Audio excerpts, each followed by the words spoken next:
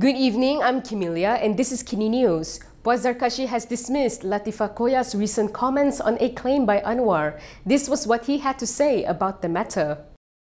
UMNO Supreme Council member Puan Zarkashi has hit out at Latifa Koya over her recent comments on corruption. In a post on Facebook, he said Latifa headed the MACC for only 9 months, and fortunately it wasn't long. Puan said he feared there would have been a lot more damage if it was longer. He pointed out that Latifa should never have been the MACC Chief Commissioner, as she was in PKR at the time, contradicting the party's stance on political appointments. He said she didn't even have experience and could get caught up in party emotions, revenge and partisanship. He also questioned her release of audio clips containing conversations between former Prime Minister Nazri Abdul Aziz and Rosmah Mansor before the 1MDB trial. He asked if it was professional or revenge to embarrass. He said it was the same when the 1MDB case against Mas Ermiati Samsudin was dropped, but the prosecution of Ahmad Maslan and Syahir Samad continued and asked if that wasn't selective prosecution. Puan was responding to Latifa's comments on Prime Minister Anwar Ibrahim's claim in December last year that several high-profile prosecutions in 2018 were rushed and tainted by venom and enmity. Syahir Sulaiman has described Nazri Abdul Aziz's take on the nation's next PM as shallow. Past President Abdul Hadi Awang's political aide, Syahir Sulaiman, has dismissed ex-ambassador Nazri Abdul Aziz's take on the country's next prime minister. In a post on X, he said Nazri's view that no one is more qualified is shallow, as Malaysia has numerous credible political figures, technocrats and diplomats who are well equipped to serve as the 11th prime minister and beyond. In a sarcastic remark, Syahir suggested that finding a more competent candidate would not be difficult, as Anwar had set a low benchmark. He accused the Pakatan Harapan chairperson of making empty promises without delivering tangible results. He added that after enduring years of kleptocracy and kakistocracy, Malaysia urgently needs professional, competent and honest leadership, one that prioritizes the nation's interests over personal agendas. In this case, Syahir expressed hope that the country would be led by a technocrat. The Bacho MP stressed the need for a leader with strong professional credentials, citing the late Selangor Menteri Besar Anwar Ibrahim as an example. He emphasized the need for a competent and respected professional with integrity, dignity, and a commitment to keeping promises. Previously, in an exclusive interview with Malaysia Kini, Nazri had expressed his support for Anwar to helm the nation again, partly due to concerns that no other viable candidates, including from his own party, UMNO, were available for the role. 3 of Ismail Sabri's former aides were freed on MACC bail today. The 3 had their statements recorded and were released following the conclusion of their remand period. 3 former officers linked to former Prime Minister Ismail Sabri Yaakob, who were remanded since last Friday, were released on bail today. Bernama quoted an MACC source as saying that the 3 individuals were released after their statements were recorded, coinciding with the conclusion of their remand period. The source reportedly said the MACC will disclose its findings on this case at a later stage, but for now the investigation is still ongoing.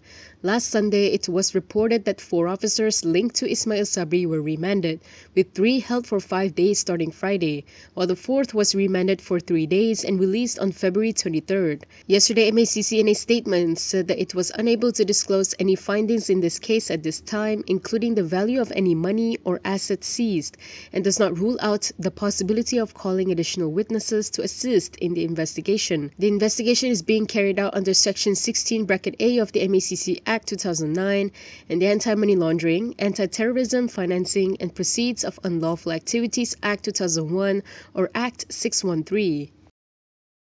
Earlier, the MACC had said that the investigation on the case was still in the early stages. The MACC said the investigation into a case involving 4 former officers linked to former Prime Minister Ismail Sabri Yaakob, who were remanded on Friday under suspicion of corruption, is still in its preliminary stages. In a statement last night, the MACC said the investigation is being carried out under Section 16(a) of the MACC Act 2009 and the Anti-Money Laundering, Anti-Terrorism, Financing and Proceeds of Unlawful Activities Act 2001. It added that the MACC is unable unable to disclose any findings in this case at this time, including the value of any money or assets seized, and does not rule out the possibility of calling additional witnesses to assist in the investigation. MACC also called on the public to give space for them to conduct the investigation fairly, transparently, and professionally. It said MACC will keep the public updated on the ongoing investigation and hopes that the public will not speculate on the case. Last Friday, it was reported that Magistrate Irza Zulaika Rohanuddin issued a remand order against the four at the Putrajaya court. Bernama quoted an MACC source as saying that 3 of the individuals were remanded for 5 days, starting Friday, while the fourth was remanded for 3 days and released on February 23rd. If you'd like access to news like this and more, scan the QR code on the screen and subscribe to Malaysia Kini. Next, Lim Guan Eng has questioned where the government will recover $245 million following 1MDB dropping its suit against Nazri Abdul Aziz's stepson Riza Aziz.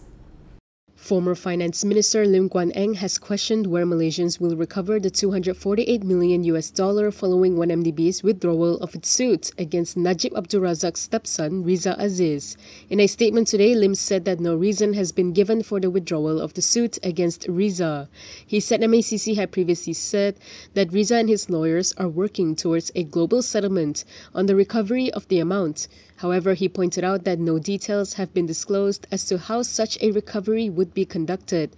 He added that with the settlement with Goldman Sachs currently disputed, public interest requires a full accounting of how Malaysians will get the $248 million from Riza. Lim said in 2020 the Malaysian government and Goldman Sachs had reached a settlement requiring Goldman Sachs to pay $2.5 billion while guaranteeing the return of $1.4 billion of 1MDB assets seized by the authorities around the world in exchange for Malaysia dropping charges against the bank. He added that to date, Goldman Sachs had not fulfilled its obligations of that settlement. Yesterday, it was reported that 1MDB withdrew its $248 million civil suit against Riza and his companies during proceedings at the Kuala Lumpur High Court. 1MDB's lead counsel told the court he had received instructions from the Sovereign Wealth Fund to withdraw the case. Azalina Othman Said said 18 VIPs granted DNAA since 2017. Based on a chart provided by Azalina, the highest number of DNAAs were given in 2020 and 2023 at 5 each. 18 VIPs were granted a discharge not amounting to an acquittal or DNAA between 2017 and 2024. This is according to Minister in the Prime Minister's Department for Law and Institutional Reform, Azalina Othman Said. In a written reply to Parliament, she said the decision is made based on the provisions under Article 145(3) of the Federal Constitution.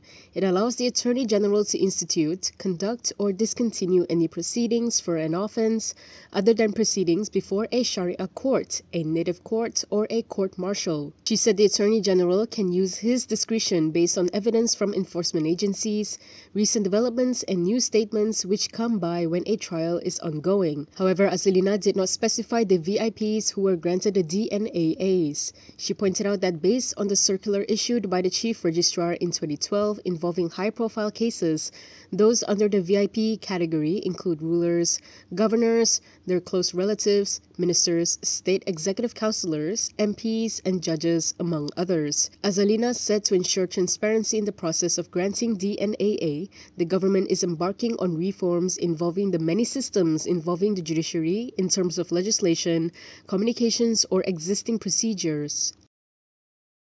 That is all from me today. For more stories, you can go to Kinitv.com. You can also follow us on Instagram, Twitter, YouTube, and Facebook for the latest news updates. I'm Camelia. Thanks for watching.